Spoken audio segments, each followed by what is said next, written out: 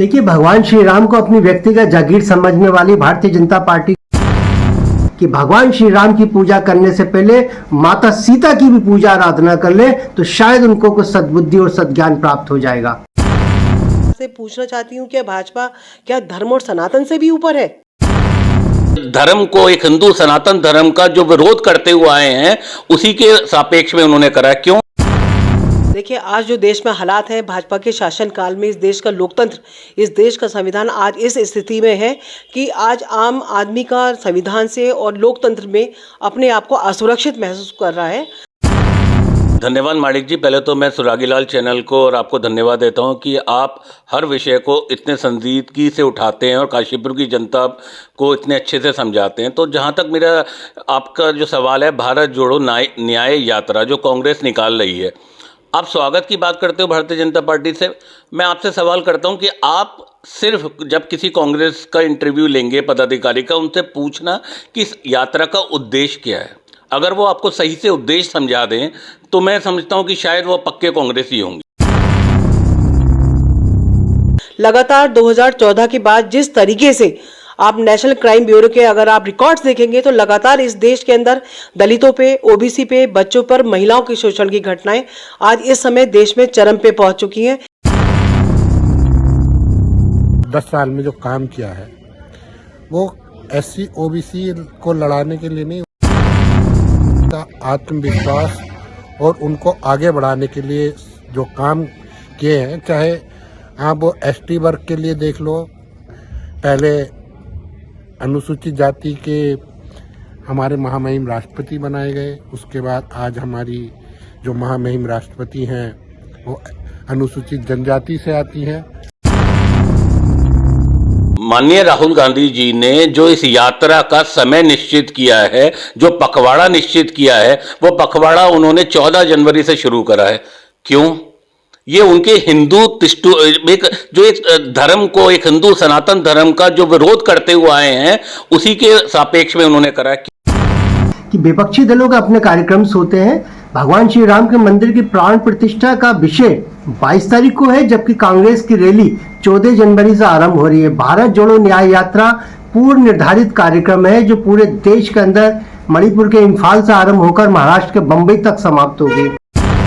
उसका कार्यक्रम 14 जनवरी से आरंभ होगा और 20 मार्च तक निरंतर चलते रहेगा। 15 राज्यों से होकर गुजरने वाली भारत जोड़ो न्याय यात्रा 100 से अधिक लोकसभाओं को छूकर 110 जनपदों के साथ 337 विधानसभाओं का प्रतिनिधित्व करते हुए आगे बढ़ेगी। इस यात्रा का मुख्य उद्देश्य वंचितों को, शोषितों को न्याय दिलाना है। और उन्होंने उसका टाइटल भी ये दिया है, सॉन्ग आज शाम को रिलीज करा, डरो मत सहो मत। मैं जब भारत देश की जनता से पूछे अन्याय क्या हुआ है, क्या आयुष्मान योजना अन्याय है, क्या उज्ज्वला योजना मोदी जी द्वारा लागू करी गई अन्याय है, क्या डिजिटल इंडिया अन्याय है, या हर किसी भारतीय को कोविड वैक्सीन लगाना मोदी जी का, जिसमें गरीब, कोई धर्म, कोई जाति नहीं देखा और किसी योजना में नहीं देखा, ये अन्याय है मोदी जी का? अन्याय वो था जो कांग्रेस की गवर्नमेंट में 3G 4G और जीजाजी तक भ्रष्टाचार हुआ। अन्याय वो है जो राजस्थान सरकार में कांग्रेस की जब सरकार थी, जब उसने आयुष्मान योजना अपने यहाँ लागू नहीं करी, जो गरीबों का हक था उनको नहीं दिया गया, ये अन्याय है। महंगाई, भ्रष्टाचार, बेरोजगारी तो एक अपने आप में बहुत बड़ा मुद्दा है। भाजपा के शासनकाल में ये देश त्राही त्राही कर रहा है। इसी के विरोध में भारत जोड़ो न्याय यात्रा, जो भारत जोड़ो यात्रा का सेकंड चरण है, श्री राहुल गांधी जी उसको 14 जनवरी से शुरू करने के लिए जा रहे हैं। और सही मायनों में उद्देश्य वो इसलिए भी नहीं बता पाएंगे क्योंकि जो इस यात्रा को शुरू कर रहे हैं राहुल गांधी जी, उन्हें भी उद्देश्य नहीं पता। वो उठते हैं, मन में आता है और चल देते हैं, कहाँ जाना है, कहाँ पहुँच जाते हैं, कोई उद्देश्य नहीं है। इसलिए हम न्याय यात्रा की शुरुआत न्याय को मांगते हुए सबसे पहले मणिपुर से शुरू करेंगे। जो मणिपुर आज जल रहा है, लगातार आज भाई भाई के खून का प्यासा मणिपुर के अंदर है, लेकिन प्रधानमंत्री मोदी जी पूरे देश में कोने कोने में जाते हैं, विदेशों में जाते हैं, लेकिन मणिपुर के अंदर जाके वो एक बार भी वहाँ की परिस्थितियों को नहीं संभालने की कोशिश करते। और एक हमारे देश के प्रधानमंत्री, यशस्वी प्रधानमंत्री मोदी जी जो हैं, जो 100 कदम चले लक्षद्वीप में और पूरे लक्षद्वीप की इकनॉमी बदल दी, और एक दूसरा देश मालदीव जो कहीं हमें आके दिखा रहा था, आज पूरी इसकी इकनॉमी तबाह हो गई। ये अंतर है, ये न्याय और अन्याय का अंतर है। देखिए, भाजपा अगर भगवान राम और राम राज्य की बात करती है तो राम राज्य के अंदर महिलाएं और उस देश की जनता भी तो सुरक्षित होना चाहिए। देखिए, जब राम राज्य का मतलब क्या है, राम राज्य की परिकल्पना क्या है, जब उस देश के नागरिक, उस साम्राज्य के नागरिक सुरक्षित होंगे और राज्य में खुशहाली होगी।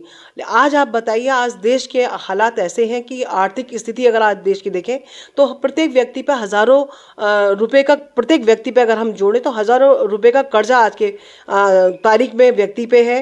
बेरोजगारी लगातार चरम सीमा पर है। अगर राम राज की हम कल्पना करें तो धर्म की परिभाषा राजनीति से प्रेरित नहीं होनी चाहिए, जो भाजपा की मंशा को देखते हुए लगता है।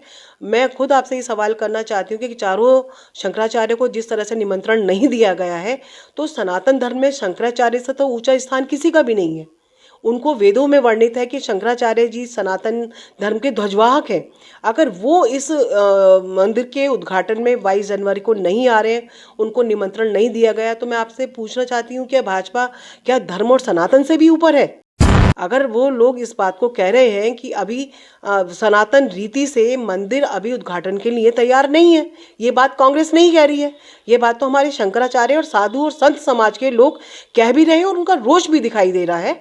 तो हम लोग इसी बात में विश्वास करते हैं। हम भी सनातन को मानने वाले लोग हैं। सनातन के विरुद्ध, धर्म के विरुद्ध तो कांग्रेस बिल्कुल भी नहीं है। भारत जोड़ो न्याय यात्रा मणिपुर से शुरू करके ये मुंबई में जाके समाप्त होगी। टोटल 6,700 किलोमीटर की ये यात्रा है, जो 15 राज्यों और 110 जिलों से होकर निकलेगी।